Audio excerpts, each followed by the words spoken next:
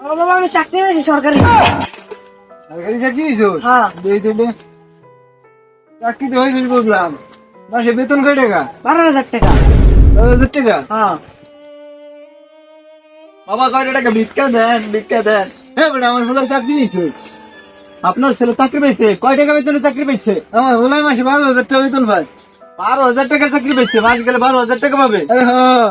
আমার দি প্রত্যেক দিন ইনকাম 4,000 টাকা ভিক্ষা করে, আর আপনার ছেলে মাস গেলে 12,000 টাকা পাবে। কি? চি চি চিরে নুনি চি চি চিরে নুনি চিরে চিরে চি চি চি চিরে নুনি চি চি চি চিরে নুনি চিরে চিরে চি हे भगवान तेरी लीला अपरंपार है। বাবা, এই যে বাবা খাচ্ছি, হয়ে গেছি, ভিক্ষা কর যা। ভিক্ষা কর দিবি। বড় বেশ সাথে যা। বাবা কয়টা টাকা ভিক্ষা দেন?